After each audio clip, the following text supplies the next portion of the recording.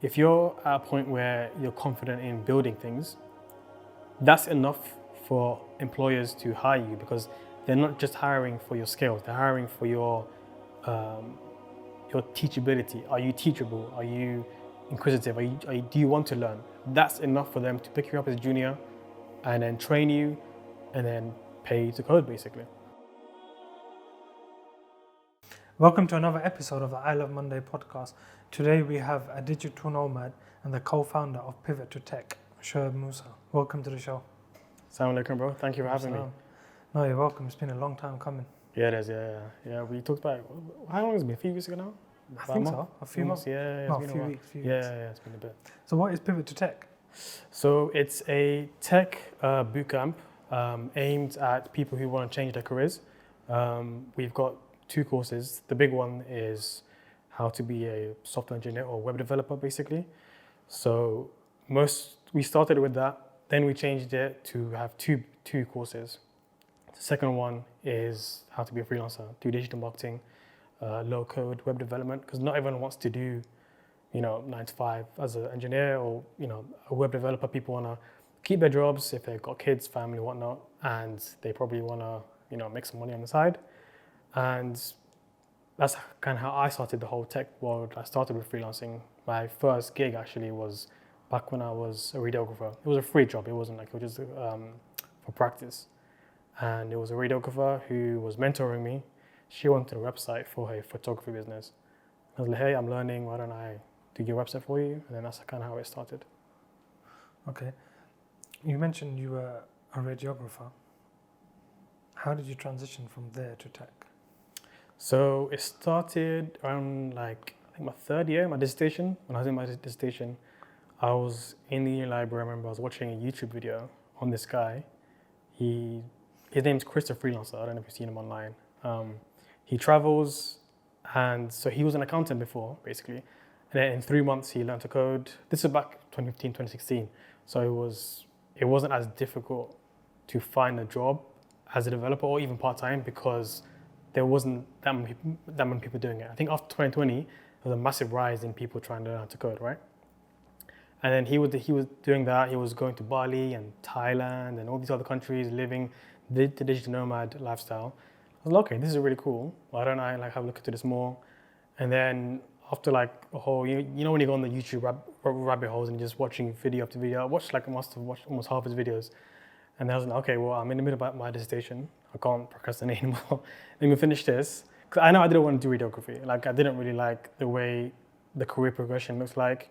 I was, going into placement. Anyone who did any medical or healthcare course knows placement takes 50% or more of your time in uni, and it's all unpaid. So it's a bit miserable sometimes, especially if you don't love the career. So I knew I didn't want to do that. I just didn't know what I wanted to do. And it wasn't I didn't really know how much money you can make as an engineer, as a developer, software engineer, whatever you want to call it, or anywhere in tech. I just wanted to travel. That was my main reason why I wanted to get into tech. And anything else is a bonus. And then started to learn by myself. I watched a few YouTube videos. I started with his videos just on what he did. Then I went on udemy.com, which is a cheap online course platform. You just buy courses and then you just do it in your own time. Basically, there's an instructor. You watch them all. They're all offline and everything. It's not cohort-based like a bootcamp, because bootcamps are 2-3K, some of them, and back then they were even more expensive. So I just did that. And then I think when I moved out from my very first job as a radiographer, I moved out, I lived by myself for around 2 years in total. But for the first 8 months is when I just put my head down and decided that before my contract ends for that job, I moved to Cheltenham. So it was, it's not far. Yeah, near that. And my job was a band 5 radiographer role, but only for a year. So it was a maternity cover, basically. And I told myself, within that 1 year, I have to learn to code, get a job before I have to look for a new job, basically. So it was interesting because within how long did it take me? It took me around 8 months, I think. 8 months from when I first started learning to when I got offered my job. And it was interesting because just before that, around the 6th month, the hospital told me that there's an opening for a band 5 role, a permanent position. If you want to take it, you know, you can interview for it. And I mean, there were loads of positions. I knew I would get it if I interview for it. But I told myself, you know what? No, I'm not. So that kind of like put a lot more pressure on me now to get that job by, I think it was like June or something, in tech. And by then I didn't have no offers from any tech companies or anything. But I thought to myself, it's not that difficult, because I used a lot of like YouTubers and Twitter personalities to look at what they did. And back then, I used to follow a lot of them, like self-taught developers were like a thing. And some of them like got roles in 6 months. One guy used to work in a chicken shop, and then now he works at Google. So, you know, it's that big transition. And I'm like, if he can do it, I can do it. You know, it's not come that difficult. And then, yeah, like 8th month, I got the role. I remember tweeting about it as well. And then, yeah, the rest is history, I guess. Why did you decide to go into radiography in the first place? Oh, good question. It was mostly like I knew it was a stable, because healthcare in general was very stable, like career. Like I got offered a job before I finished my degree. It was very, you know, because they need you quick. Like there's a shortage of radiographers. That's what they kept telling us anyway when I was looking for the role, when I was looking for courses. And then my parents really wanted me to do it as well. Funny enough, actually, my dad told me to do IT. Okay. And for some reason, I said, no, I'll get a job better as a radiographer. Because I thought it was a lot more physics and tech stuff, like radiography. I thought, you know, because I did radiotherapy, which is using radiation to treat cancer. Yeah. So not the other one where you like get broken bones and then you go to hospital. So yeah, I didn't really think, I just kind of did the course. So, you know, when you went to university or before you decided to go, was it more parental pressure or did you want to go? University, I wanted to go because everyone was doing it. And back then, I didn't really see any options. I know there were apprenticeships, but they weren't as prominent as they are now. Now, I don't like having regrets, and obviously you're not really supposed to have regrets really, but I wouldn't do it if I can go back, basically. I would do IT, obviously, or I'd do an apprenticeship. I don't think I would have gone into university at all. Whereas it's part of your journey, so maybe if you didn't go into university to do radiography, you might have not gone into tech. Yeah, exactly, and I wouldn't have, because it's weird, like the way it turned out, like I actually failed a year as well, so I redid the year, but if I didn't redo a year, I wouldn't have got that job in Cheltenham, and I think getting that job in Cheltenham was very pivotal in my whole journey to this, because I moved out, and moving out, you're all on your own, no distractions, all the way up north, like who even knows, it was such a boring place. It was such a boring place. There's no one around, no one who looked like me. It was a very like white area, but it allowed me to kind of shut off everything.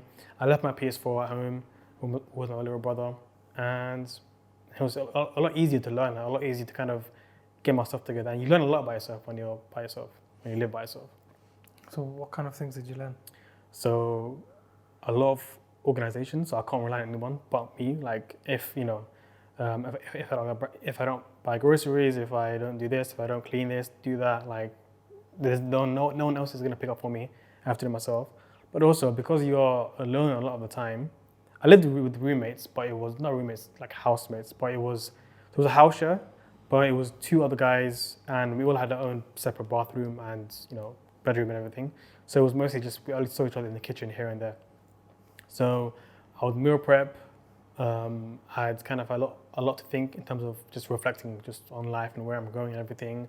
And I think if I didn't have like that direction of learning to code, maybe I'd be a bit more lost and kind of just doing whatever. But I'd plan out my weeks, and literally every pocket of time I'd find, I'd dedicate to just learn to code or network, and that's it, or gym. When you were living alone, did it teach you a lot of discipline?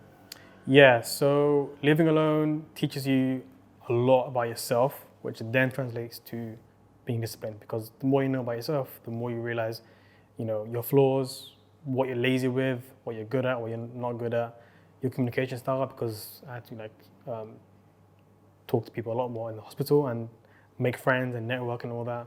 So I used to journal a lot back then as well, actually, to kind of keep sane, because back then it was COVID, and at one point I didn't see my family for like 3 months. It was lockdown. So I kind of had to keep saying to someone, and the gyms were closed. Oh, it was not good. But all of that kind of helped me to just kind of be obsessed with going where I want to go, which is, different career, different lifestyle.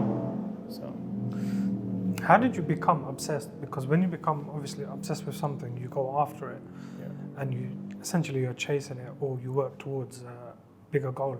How did you first become obsessed? I think it goes back to wanting to travel. I don't know why, because even before that, I never really traveled as much. I know I wanted to. You know what it is? I think it's not your travel, I think it's just freedom. That's what I think. Because doing that year again, so 4 years of university, going to placement, not getting paid, I didn't really have a good time in placement. That hospital, I won't name the hospital, but it wasn't, for students anyway, it wasn't really good, basically. And the course in general does have a lot of, or just healthcare courses in general, because there's so much pressure, right? Like you're looking after sick people all the time, and you're a student and you're trying to learn, and you can't make a mistake. So it was a lot of pressure, and knowing that after I finish, I'm not going to be making a lot of money. Like I think my second year, I overheard a conversation with these 2 radiographers. It was like Monday morning, and they were like, "How was your weekend?" And she was like, "Oh, I'm just crawling to payday." And I'm there thinking like, she's a band 7, which is like 3 year senior radiographer. I'm a student. Like, I'm training to be you. Like, I don't want to do that, man. Like, it's not. I didn't want to see my life that way. So, I think being obsessed came from not wanting that kind of lifestyle, wanting a certain kind of lifestyle for myself. And that lifestyle is being able to just be free. Travel or free? Yeah, just free. So free to kind of take days off whenever I want to, not skip, important things, my family, my parents. Later on, when I have kids, that's going to be even more important. So it's better to lay those foundations down now, I think, rather than when they're too busy with kids. Okay, so is it motivation that's pushing you, or is it discipline that's pushing you? Or is it both? It started with motivation. And then when I got to a point where, like I said, I didn't accept that job offer to be a permanent band 5, then it became discipline, because it's like, I have to do this, otherwise I'm going to be left behind. I'm going to have to go find a job. I'm going to have to go back to my parents' house. And it's like, no. Like, no matter, I used to have this thing, I still do, where I say, I try to wake up early in the mornings. Back then I would wake up at stupid times, because my shifts were different every day when I was a radiographer. So sometimes I'd wake up at 5:30 to get even 30 minutes of coding in, whatever it was. Because after I'd go to work, then I know I'd be too tired in the evenings. So that's what really helped me. So living alone and waking up early, that helped with discipline. Do you still wake up early? So in the last few weeks I haven't. I'm going to be honest. Mostly because I'm injured and it's affected my gym and energy levels and all that. But I'm trying to go back to it again. But yeah, for the longest time, I've always been an advocate for getting up. I've been trying to, after Fajr, just literally stay awake. I've noticed I can do it for 2 or 3 days in a week. After that, I need to sleep. Yeah, it's hard. You know what it is? You know what it is? I did it for like a year and a half straight consistently. And I realized it's not about going to bed early or waking up early.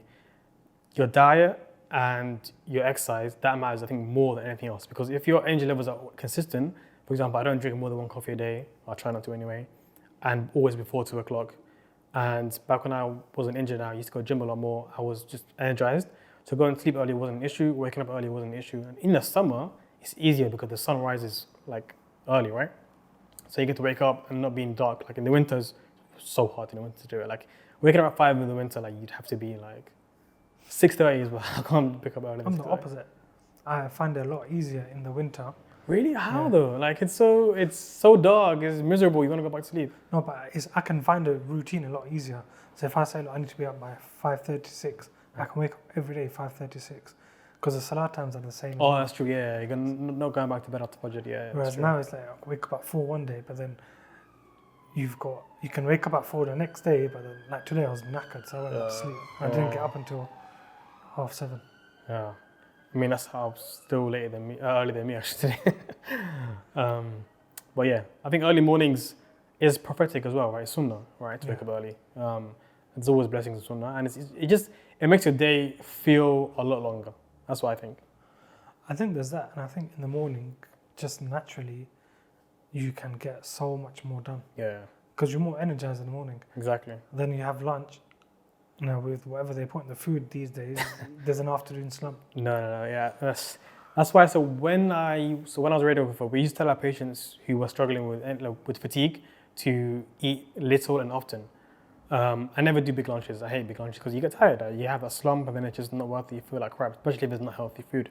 So I never skip breakfast. I used to have a shake. I think I used to eat about a while ago. A shake with must be 800-900 calories. But I drank that, and then I wouldn't need to eat until 3 o'clock. And then from there, I just eat little and often. It's healthy, not even snacks, but small portions of food. Then you just don't feel tired. It really works. Okay, that's interesting. I'll send you the video actually. Yeah, please do. It's a good video. So let's talk about your tech. So what exactly do you do? So at the moment, I run a digital agency. So we do web development, SEO, email marketing, and paid ads. Before that, I used to have an agency. Well, it was still the same agency, but it was just websites only and e-commerce. So I did a lot of Shopify things, and then slowly transitioned now into just digital marketing work and websites if and when needed. And then how I got into that was just, again, freelancing from a while ago. But I did have a job. So when I obviously landed my tech job, that was web development, but it was web apps as well. So software engineering, front-end web development is the actual title. And so basically it's HTML, CSS, JavaScript, React. That's pretty much all. I did it for a while. Then slowly transitioned into SEO, learning more about digital marketing. That's how I grew Pivot to Tech, the bootcamp, because social media and email marketing and all these sorts of things, you kind of need to not only know them, but apply them, whether it's in your own business, whether it's freelancing. Then it becomes a lot easier. It's all just algorithm based but learning to code, that's you need a job basically. You can't just code for other people all the time. Having a job teaches you a lot more. So how long did it take you to learn to code? 8 months. Well, it took me 4 or 5 months to learn fully, but then it was the job searching aspect was a few months as well. So can someone have no experience and start in tech? Absolutely, yeah. So I'm from a non-tech background. Most of our students are from non-tech backgrounds, I think. Because you don't need a degree for it. You don't need any special kind of qualifications. Tech is big nowadays. Everything is run by tech. So employers don't have the time or patience to try to figure out who's done a degree, and it doesn't actually matter. If you can do it, if you can build what they want you to build, if you can, especially as a junior developer, if you're at a point where you're confident in building things, that's enough for employers to hire you, because they're not just hiring for your skills, they're hiring for your teachability. Are you teachable? Are you inquisitive? Do you want to learn? That's enough for them to pick you up as a junior and then train you and then pay you to code, basically. I find that if a person does go into tech, naturally they're going to be teachable because it's such a new industry. Yeah. It's not like, for example, accounting, where you've got 60, 70-year-olds retiring in their firms, and it's the same principles they've applied for the last 50 years. Tech is new, and when you go into tech, I think you go into it knowing that it's constantly changing. It is, yeah. It was always changing. It's too much, especially with AI. It's ridiculous. Since November or October, ChatGPT released, and then since then is ridiculous. And that's also a new area, Who knows, maybe one day I'll release an AI bootcamp. But yeah, you always need to be learning. You always need to find ways to keep things fresh. The way I say it, the way I always tell people to do that, and the way I did it when I was learning and the way I got told, was to build projects. So I remember when I was looking for my second job, I was building an app, a web app on the NBA. So the idea is you kind of look at different teams, you search for a team or a player, and then a chart pops up on what on their stats, how many points, how many assists, all that sort of stuff, the MVPs, all that kind of stuff. And I used what I learned from my first job to build that, And then that project alone got me my second job. I managed to kind of like skip the technical test, they call it, just by saying, hey, like I know you probably got a test lined up for me, but why don't I just show you this app I made? So I can walk you through the code, walk you through my thinking. That's what they want, right? They want to see how you think when they're hiring you. And then I got a job the next day, just from building. Can AI write your code for you?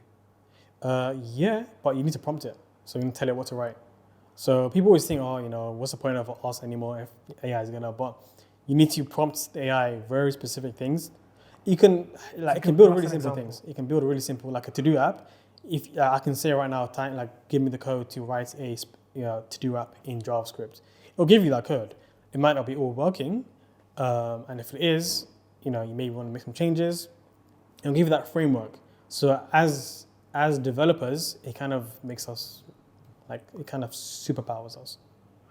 Basically makes you do something you can do in a few hours too. Yeah, literally in a few lines. I can write. I use it mostly now for my client work, for SEO or email marketing. If I don't have someone to write things for me, or if I want to change someone that someone else wrote, I can just put it into ChatGPT. Some of my tweets are actually from ChatGPT. So. Which ones? One I'm releasing today is a thread. So I get it to write the skeleton, and then I just change a few things. I've done that once. Yeah, it's useful, isn't it? It's useful because a newspaper asked for just some comments on something. Literally, whatever they asked for. I think it was a report on house price statistics. Yeah. So I copied and pasted the report, just a link to it, and I just said, "Could you summarize this?" Yeah. And I literally sent really it to a well. newspaper, and they published it. I mean, they could have done it themselves as well, right? Yeah. They could have done it themselves. AI is sick, man. I mean, that's just ChatGPT is only one. There's so many other ones. There's a couple that I use for my workflow. One specifically for writing. It's called Write Sonic.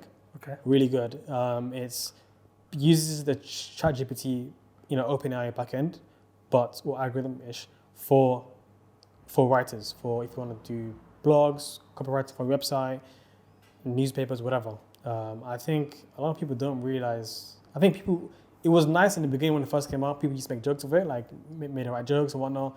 But now it can literally make someone redundant, basically, if they're not keeping up. It's the same with social media. When it first came out, people just used it to connect with friends. Now people use it as a full-on marketing tool. Now it's just media. I don't think the social has been taken out of the media. I feel like TikTok. Is that really social media? TikTok. It's just media. Videos, Yeah. But people still call it social media. People don't really connect anymore. I think we're a lot more disconnected than ever. Even with the ability to text your mom in 2 seconds from WhatsApp or whatever. Back then you had to to pick up our phones. Before then, send a letter or whatever. But back then they were a lot more connected. So how does that work? I think it's because face to face people struggle to find a connection. Yeah. Because if people have spent 80% of their time on social media speaking to people, they don't know how to speak face to face. That's why it's still going to networking events, meeting people for coffee, all of that. It's really important. It's still crucial. That's why when I try to talk to people, I tend not to text. I prefer calls, FaceTime, whatever emulates the real life experience. Because when you message people, a lot of things can be lost in translation because you can't really know someone's tone from a message. Voice note, I do that as well. People are sick of it, 3-4 minute voice notes, or mini podcasts, I call them. But I think, you're right. It's a lot of networking events nowadays make things a lot easier, right? Yeah. In terms of artificial intelligence, what are the dangers of it that you've seen? The guy who made OpenAI, I think he recently went to Congress or whatever, said that, kind of made a statement how it is dangerous and there needs to be regulators. The ironic thing about regulators is it's difficult. You can't regulate something like this. It will just keep learning. Yeah. It will keep learning and finding ways. So, it is a bit scary because I'm not sure if it's true or not, so don't quote me on this. It could be fake news, but I don't know if you heard, there was they tested it on a drone or something. The pilot told the drone to attack something, and the drone attacked the pilot because it was getting in his way. So that tried to kill the pilot. So again, I'm not sure if it's true, but I wouldn't be surprised if it is true. So it can be very I think Mo Gawdat, unpredictable. the I think he used to work at Google. He's now Who? Mo Gaudat. He's with Stephen Bartlett now. Oh, okay, yeah. But he did a podcast with him, and he was saying that AI's IQ right now is 160, but that can 10x so quickly that AI will become much more smarter than a human. But he goes, the problems won't be the AI, the problem will be how the human uses AI.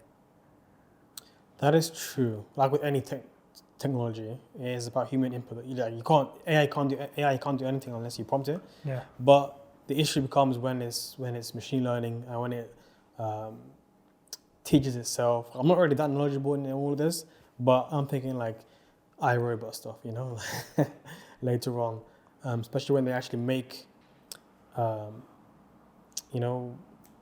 was, like Alexa and all of them, Yeah. stuff like that. So if they make a robotic version, 'cause it's not difficult to do that. They've already done that sort of stuff. But we've seen over the last 20 odd years that machinery and tech is taken over. Like if you go to Tesco's, they've got the self checkouts.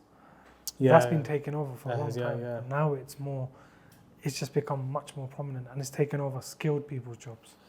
Yeah, I think it's interesting because the people who are going to stay in jobs are the ones who keep up to date with this kind of news and learn, and the ones that are in other professions, that don't really rely on tech that much, like construction and all of that sort of stuff.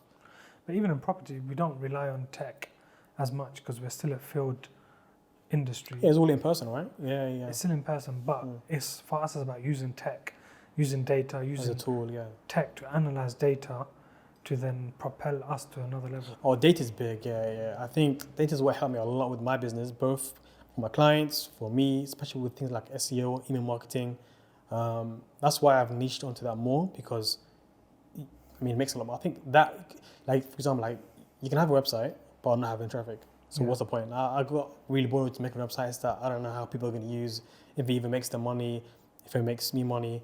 But using data to change sort of like different things like A/B split test on emails, ranking on certain sites, so not just Google, TikTok, Facebook, Instagram, search and data in general.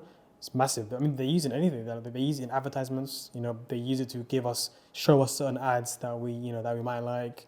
There's a saying that the apps like TikTok know us more than we know ourselves. Yeah. And it's true, man. It's true.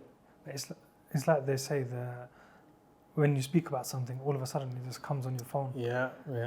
I don't think maybe they are using the mics or whatnot, but I think it's more of when you're scrolling TikTok, you get to a stage where you're just doing it subconsciously. Yeah. It's not even just anything. It's not just TikTok, sorry. I think there's a lot of infinite scrolling. When that was first invented, they can just track like hundreds of thousands and millions of data points. And then from there, it's just so easy to find out who you are. They have different profiles of us, all that. This is why I hate TikTok. The thing with data at the moment, I think, is a massive money-making machine. For example, you've got these Tesco as the club cards. Oh, yeah. They literally sell our shopping styles to Cambridge Analytica or whoever else for a huge amount of money for them to then look at how they can analyze us for, especially like elections and Everything, man. Yeah. Data's everywhere. It's good if you know how to leverage it, right? So, for example, when I'm marketing for the bootcamp, I would look for tech influencers on TikTok and Instagram that can make a reel for us or video for us and shout us out, that sort of stuff. So I'd look at their analytics. I'd ask for their impressions and, how many views they get, how many, which countries are the audience in, loads of different things, right? So they send me a PDF. These are the ones that I used to like working with companies. They're not cheap though. Like honestly, it's really annoying because there'll be a influencer with like 50,000 followers, and she'd say like £1,000 for a reel, basically, or someone with. It's again like a lot of it is it's not official, so like you kind of negotiate and whatnot, and then it doesn't really matter. But that's the thing where I think if you got a high ticket item, selling them or promoting or marketing or through an influencer makes sense because you can get ROI is a lot easier. You can just make money back, right? But yeah, so I look at the data, I look at what how many users they've got, or not users, audience, things like that. And from there, it will just be easier to make a decision. So it's easy. Data is just really used just to make choices that drive revenue, basically. I want to talk to you about your pivot to tech bootcamp. Why did you decide to start it? So we started it because I would get a lot of DMs, too many, on how did you transition from radiography? I tweet about a lot. So I already built an audience who kind of knew me from my radiography days, and then built some audience just on Twitter mostly, and Instagram a little bit. And now, up to now, I think when I started the bootcamp, it was had 3.5, maybe 3,000 followers, I think, on Twitter. And then it wasn't going to be a big thing. Eventually, it was a bit of an accident. I just put out a Google form. I asked everyone, would you be interested in a part-time coding bootcamp? I think that's how I worded it. And then within 2 days, we got 500 sign-ups, just emails, and which course they wanted and whatnot. And then we started with £20 a month, for 3 months, whatever, right? We didn't really know what to price it. We thought just to kind of see demands. And there was a lot of demands, man. There was a lot of demands. So we're like, okay, this could be a thing. And then as we, started teaching people, and because my co-founder, he was doing it before I did this. So he was doing it for free. So he was teaching around 10 people a day, every day for a few months, the same 10 people. And then he managed to get a few of them jobs. And then I was like, so then he messaged me, asked me to do a guest lecture kind of thing on one of these sessions. I was like, yeah, cool, sure, that's cool. And then I did that. It was really cool. It was quite engaging because they asked me questions about my journey and all that sort of stuff. And I could see they were really willing to learn, and they were excited about this industry. And then when I finished that session, I called my friend and I told him, listen, you've got a business here. You've got something you could really take big. And then, that's when I did the whole form, and then we kind of started with £20 a month, and then, the rest kind of grew by itself. So what would people get for £20 a month at that time? So back then, it was a whole thing, really. It was still 13 weeks of the bootcamp. So it was £20 a month for 3 months because it's a 13-week bootcamp. So you'd get, it was 2 days a week sessions of teaching through Zoom. And it will be homework and projects and things like that. Our main emphasis was by the end of the bootcamp, you complete your portfolio of 3 projects. Well, that's the only way you'd be able to show employers that you can code and get a job. A CV alone isn't going to cut it. I know plenty of computer science graduates who do the degree but don't have much on their portfolio or a portfolio at all, and then they wouldn't get a job, or they find it very hard to get a job. So our main emphasis was to do what I did and what worked for me and many others who were self-taught, to build projects. So that's our main emphasis. And then it would be back then when it wasn't as big, the groups, we'd have a lot more one-to-one sessions, almost daily. But now as we grow, or even back in December, as we grew a lot more, it would be here and there we do one-to-one sessions. People who are nearing finishing their portfolios, we'd help them get over the line, and it became almost like mentoring as well. What were some of your success stories from that in terms of getting people into a good job? So one that would always come to mind is she was a mother, and she landed a role after the bootcamp. It was a few months after the bootcamp, so it wasn't straight away. Obviously, it takes time to look for jobs and applications. She landed a junior role for 40K. And as a junior, that was more when I first started in my first role. So that was the highlight, I think, of the whole. I think it's on the website somewhere. And then nowadays, we're getting a lot more students who are landing clients because we teach digital marketing, right, and freelance web development. Because, like I said, not everybody wants to switch their careers completely. They want earn a side income, learn a new skill. So one girl, she was juggling 3 clients at one time. 2 months after the bootcamp finished, and I was really shocked. I was like, I don't even recommend that. That's 3 at one time is not really the best thing to do. But when you're learning, it's good because it kind of teaches you to really think on your feet, prioritize, and I think the freelance students always have a special place in my heart because I do it, and I know how it feels getting paid to do something that's really not that difficult to learn. So why freelance rather than a normal job? Because most people, when they look at bootcamp, they think, okay, I'm going to have to change my whole career. It's going to be daunting. It's months and months of learning. But a lot of people, they want to, I mean, there's two reasons, I think. So mostly because they don't want to change their whole career right away, even if they do later on. And the second reason is they want to travel more and maybe even leave the country and move somewhere, have that freedom in their lives where they're not, tied to one source of income. Where, we've seen the cost of living crisis, having one source of income, I don't think is sustainable for most people. It's difficult, right? So having something else, even if it's a few £100 extra a month, that can be a big difference between, paying bills, groceries, whatever. So it's worth it. So when a student comes to you, what kind of advice do you give them? So when they sign up for the course, when they want to sign up for the course? Or? When they've signed up, or when they're planning to sign up? So a lot of the questions come from before they sign up, because naturally, if someone wants to buy something, they want to ask a lot of questions. So the most asked question I get probably about the course is, do I need any past experience? That's always the biggest question. And I'm living proof you don't need any past experience. It is for beginners. And I think people ask that because it looks confusing. When you look at a page of code, it looks like gibberish, right? So it's the job of anyone teaching to make it more simple. We've got the saying in the software engineering world, KISS, keep it simple, stupid, KISS. So keep it as simple as possible from the very beginning. So we don't go right into it away with the code. We talk about theory first. We talk about how computers work, how software in general works, and really, really break it down. The more you break down a problem, the easier and the more digestible it is. I think this is why a lot of now in society, short form content is very common, right? Like everyone's doing it because it's easily digestible. I don't completely agree with it long term because things can get lost in translation, context is missing. But when it comes to learning, keeping it short, like Duolingo, for example, every day, 10 minutes a day, you learn a new language. I use it, it helps. So keeping it simple. Okay. And what's the kind of reservations you've had from students to go into tech? As in people who are hesitant? Yeah.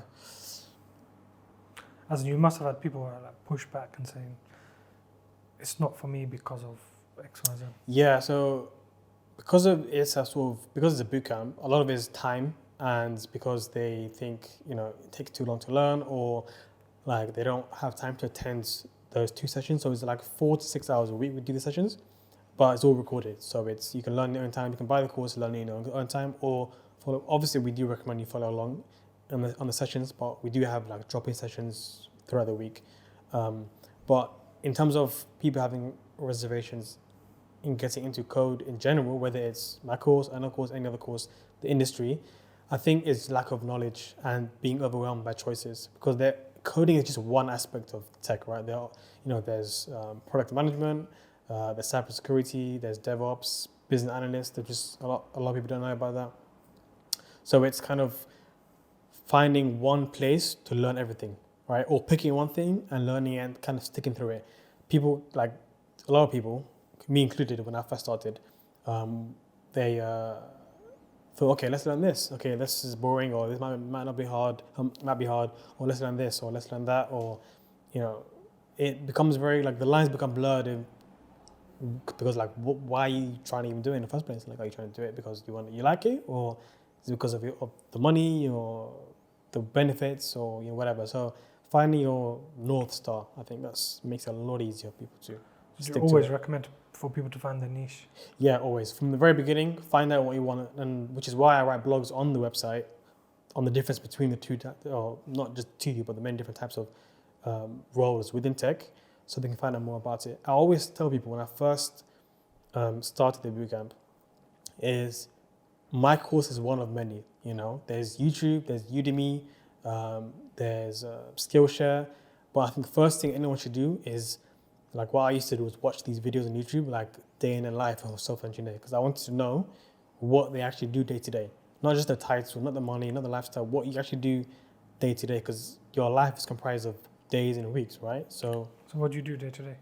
So good question. But I mean, I don't do that now. Obviously, I've got this agency. But when I was a junior radiographer, I keep saying that, junior developer. So you wake up in the morning, you do your thing, you go to work, whether it's remote or in office. First thing, you have a daily stand-up. So you just have a meeting, what you did before on Friday, or what the tasks you're going to do ahead. From there, you probably tackle a task, right? So let's say if it's a certain component on a website or an app, you do that. So a lot of it during the maybe between 11 and 2 or 3, you work alone, or you are doing maybe pair programming with somebody. A lot of meetings here and again. So it's not too different from a regular corporate role, but you are building constantly. So you're always learning. You always feel like you're not, it's difficult to be comfortable basically in one role. Because once you do get comfortable in one role for a long enough time, you're going to feel stagnant. So constantly learning is why I like this career in general, because you learn new things and it's interesting. You build and, makes everybody money. But how is your life now, day to day? Day to day? Because you mentioned earlier you can literally wake up whenever, or you can do whatever you want, whenever you want. You have that freedom of time. Yeah, exactly. To a certain extent. Sorry? To a certain extent. Yeah, to a certain extent. Obviously, I've got my responsibilities to my clients. I can't do whatever. But whenever I can work where I want. For example, I travel a lot. So I like to work in different countries or even different areas in London. Because I'm not, work from home isn't work from home for me, it's work from anywhere. So Yeah. I prefer that. And time as well, right? So I don't think the 9 to 5 is very sustainable to a lot of people. I think even in general, I think it's very outdated. 40 hours a week, 9 to 5, Monday to Friday. That's why they're doing this 4-day work week, right? Like they're trying to trial that. But I don't think this country is going to, pick it up forever. I don't think anyone's going to. I think companies are too scared to pick it up. I think the best work day is you're working from 7 to 1, and then you've got the rest of the day to yourself. 7's early, man. Nah, but if you're in a routine like that, and the whole country is in a routine like that, I used to do 7 to 3 actually. 2 hours earlier than 9 o'clock. That's true, actually. Yeah. And you get more done between 7 and 1 than 9 to 5. 100%. I think by 9 o'clock, your stomach's rumbling, you're anticipating meetings and people talk to you. 9 o'clock is a bad time to start. Either start late in the day, 11 or something, or start at 8. I think 9 o'clock is a weird time. But like I said, it's outdated because, of the Industrial Revolution. When it first started, we never moved on from that. But there are companies now who do 5, 6 hour work days, Monday to Friday or Monday to Thursday, and their employees are a lot more productive and happy, which is more important, right? But in terms of me, my schedule varies depending on what I'm doing. So either it's Pivot Tech or the agency. So when we're in a middle of a cohort, I'm not doing any marketing. So it's a lot easier for me just to focus on teaching and client work. When I'm in the middle of a marketing campaign, like we are right now, the course closes, by the time this comes out, I think it will be closed by then anyway, on Thursday. So we're just busy trying to get, people onboarding or marketing, emails, whatever. And then there's the other side of the coin, which is agency work, client work, things like that. My day-to-day varies between Pivot Tech and the agency, basically. So how do you manage in different time zones? Oh, time zones? Oh man, when I was in Saudi, it was difficult. Yeah, it was hard because it was Ramadan as well. So I would really start work at 5, do a bit of work, and then when it was Maghrib, break my fast, eat, and then work between 1 and 4 or something. It was nuts. But the other places I was long term was Morocco. I was there for a month, and it's the same time zone, so I don't have an issue with that. That's why I liked it. It was easy, same time zone as the UK. Portugal, same time zone as the UK. I don't do that on purpose. I just by luck, it's the same time. But that's why I haven't been to countries like Thailand, Bali. A lot of these digital nomads go. I really want to. That's why I started this whole thing. I want to be in Bali, but it's just way too far. The time zones are crazy. But you stay 3-4 weeks at a time in different countries, isn't it? Yeah, so September I was in Morocco for a month. And actually, that was when so I was still working for a company back then. I was an employee, and um, I remember I got let go actually when I was there. So imagine, so I didn't tell them I was in Morocco. It was a remote role, but it was a fintech company back then. There were quite a lot of tech layoffs, and they were losing money. And they were like, okay, we're getting rid of people. I was next on the block, and then since then, I remember I was sitting on a terrace in Morocco, a place called Essaouira. Very nice. Like everyone goes to Marrakesh. It's boring, Marrakesh. There are other places in Morocco. So I was there, and then I got the call.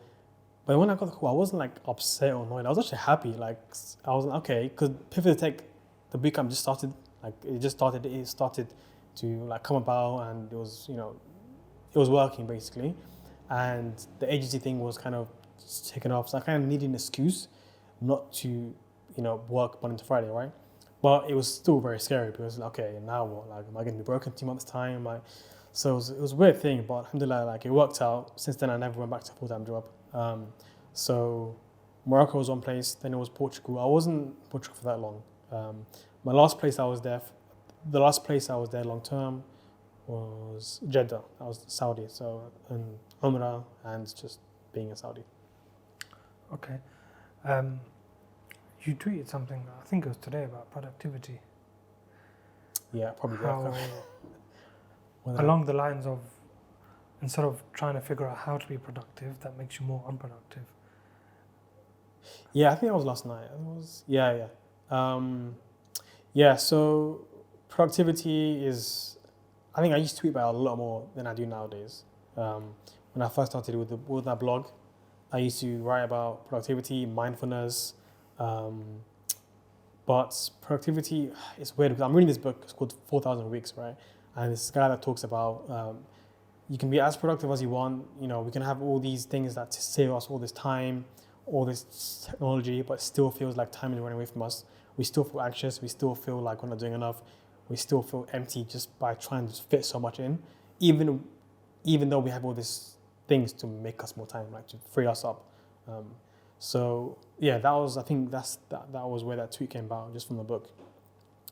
And I used to have this toxic relationship with productivity where I think, okay, as long as I pack my whole day full of things, get everything done, big to-do list. Because I used to get happy.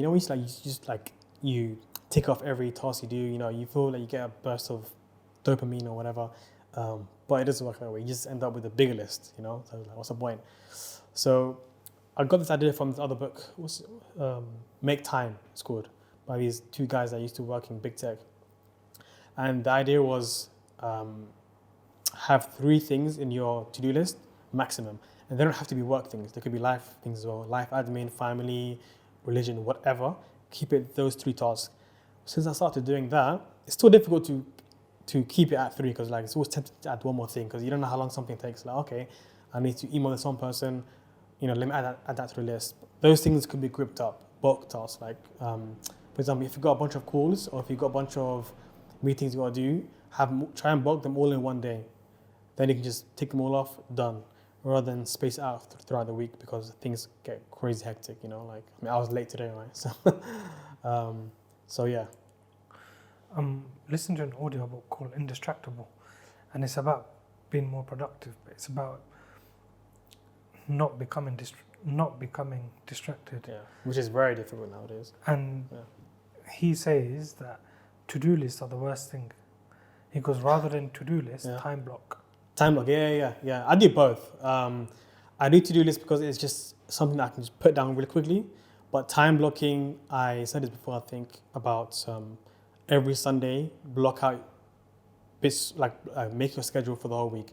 And by that, it means basically time blocking because, the thing is, with time blocking, things come about very easily. So you can block a certain time for something, and then you can have an emergency, something, your family member or other work things. So time blocking, it works in theory, but sometimes it can be very hectic. I think with time blocking, or what I've found anyway, as running a business, is only pack out 3 to 4 hours of your day. Yeah. Because the rest of the 3 hours, other things will come. Unpredictable, yeah, exactly. Whether it's a phone call, whether it's an email you need to respond to, whether it's my team. Like today, I literally had back to back until about 3:30. I had back to back All meetings.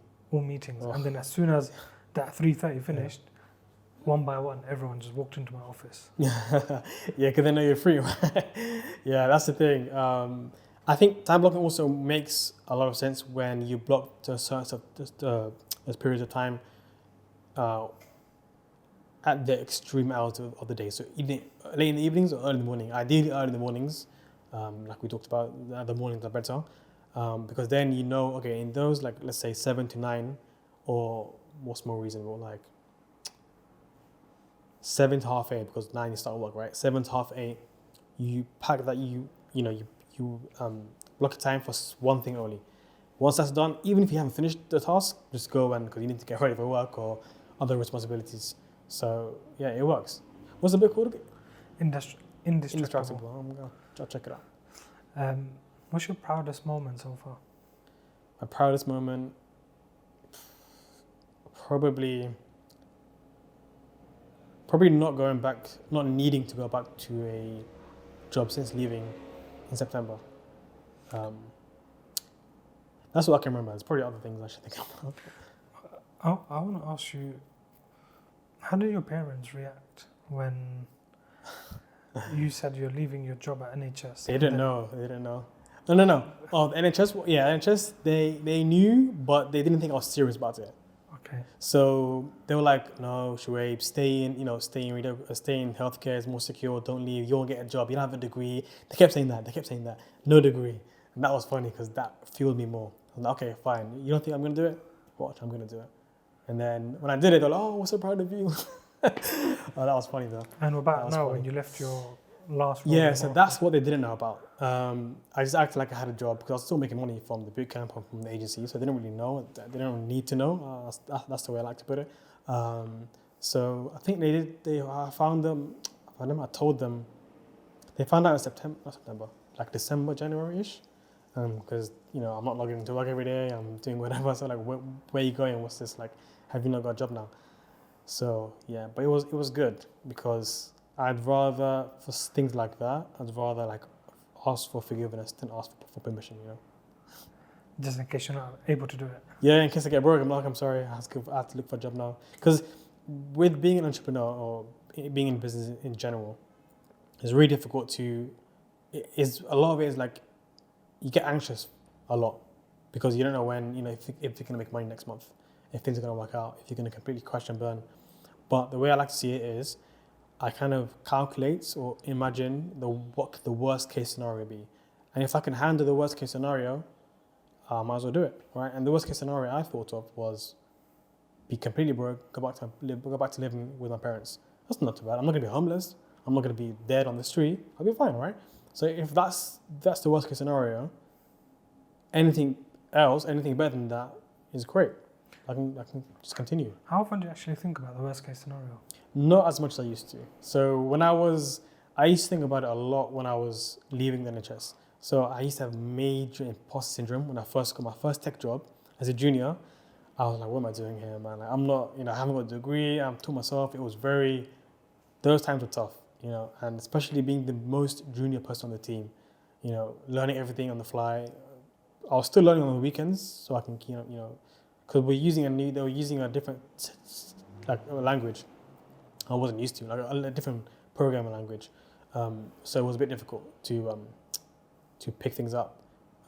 But yeah, nowadays I don't really get as anxious. I just, trust Allah.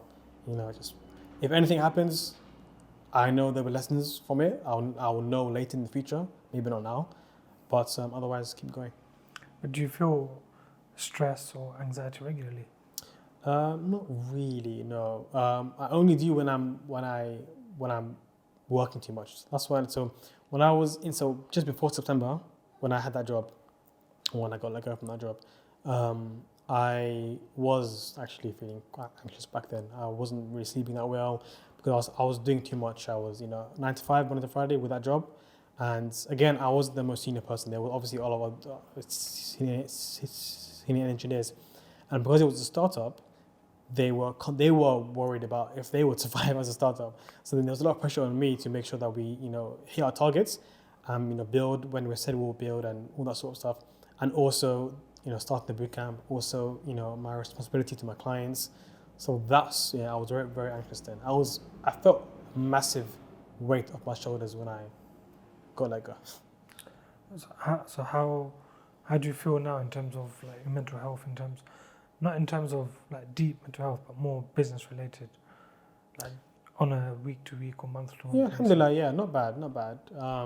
Things are going well. Just as long as I just keep going, I'm not really worried about much.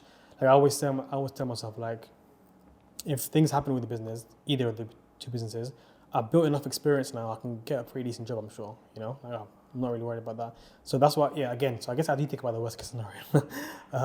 But not often. It's more of like, okay, if things don't work out, I know something else will work out. Because with my whole tech career, there's always been things that have happened that I didn't realize, like things that have happened that I wouldn't think have happened in a good way. So like opportunities, clients, this new business, the bootcamp, anything. So, The thing with businesses, I have anyway been taught in schools when we were younger that businesses have 10% chance of succeeding, 90% of startups they always fail. say, your first business will fail and all of that, but I don't know.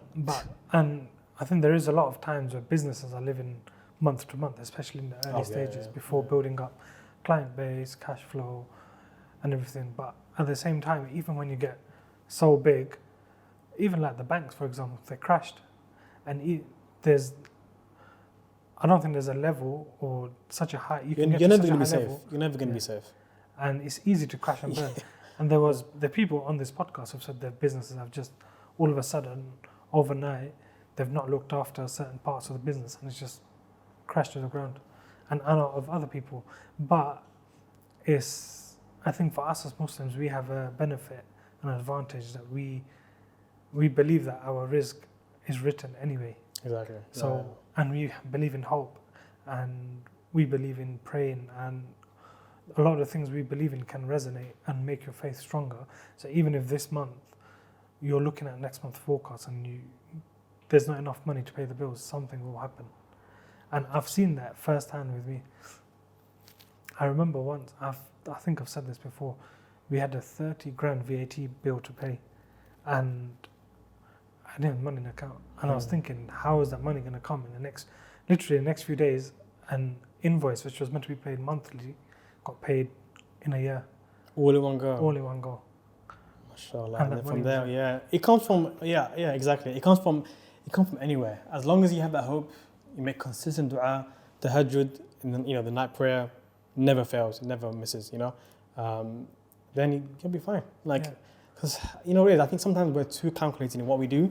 We think it's us that do things, I did this, I built this, I made this much money. It's never you. You're just a vessel, And I think also we have to understand that we can't have control over everything. No. We can't control over across the road. Yeah, we don't. But we have to think we do, because otherwise we'll go insane, It's psychology. But I think that comes with confidence as well. Yeah, that's true. Yeah. If you show you're confident, then, especially in a sales pitch, it'll get you a lot further than if you start saying, I'm in an R-ring, or I think, like if we go, we think we can sell this house, compared to, yes, we will sell it at this price. We think that's to take that out of your vocabulary. Even I struggle with this sometimes, because I'm like, okay, I'm making a promise.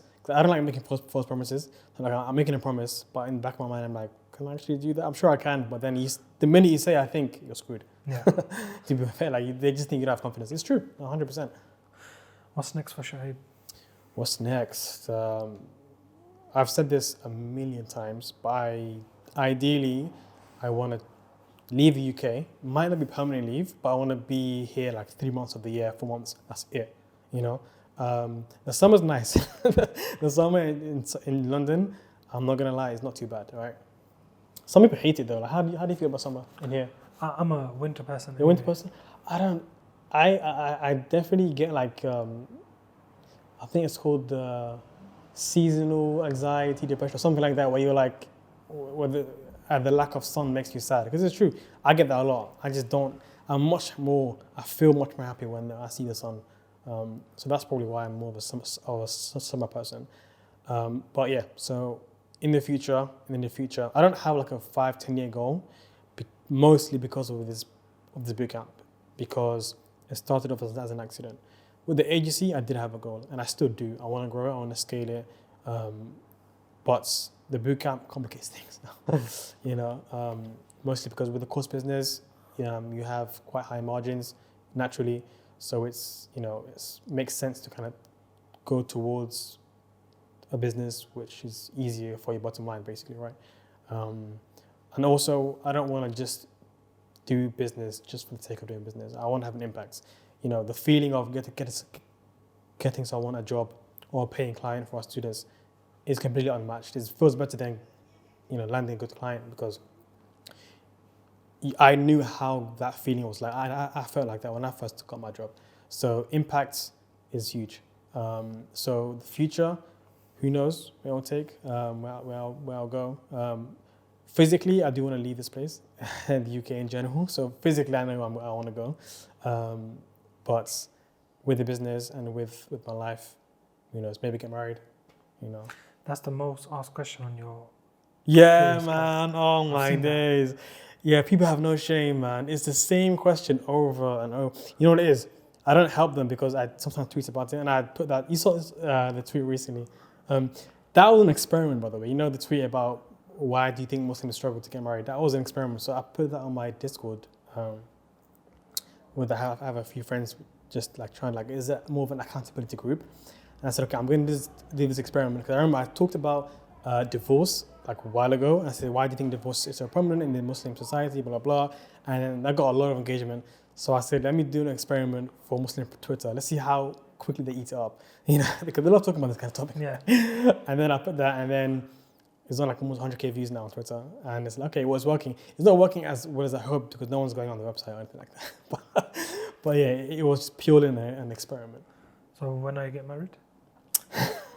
One day, man, one day. But as a digital nomad, you must have thought about when you have a family, it might not be sustainable. So I didn't, man. I can't lie. I was young, and I still am. I still see myself as, I've got, inshallah, more years ahead of me than behind me. So, I like the way I see marriage is, I don't always actively go and seek it, because I feel like if you actively go and seek something, you're always met with disappointment, and it's just long. I prefer to continue building myself, and then the way I see it, she'll be somewhere out there building herself, and then we'll just meet somewhere. I don't know, because then it's just easy to kind of focus on myself. Okay, just quick. I knew that question was coming. I knew that question was coming. I was waiting for the right time. Yeah. Just a quick fire round before we finish. Yeah. Favorite food? If you don't say Somali food, I'll be disappointed. No, it's actually not. I'm sick of it. I eat it every day at home, so it's not Somali food. Cuisine, I'm basic, man. Turkish. It's still nice. Yeah, North London, right? That's. Green Lane. Yeah. Favorite TV show? Doctor Who. Still number one for me. I don't like. Currently, it's horrible, but I will always say Doctor Who. Favorite book? Favorite book? The 4-Hour Work Week, or The Psychology of Money. Favorite holiday destination? I get asked this quite a bit because I've got a few. I still say Morocco, man. Yeah. Favorite day of the week? Mondays. Okay, thank you very much for coming on. Thank you, man. I appreciate it.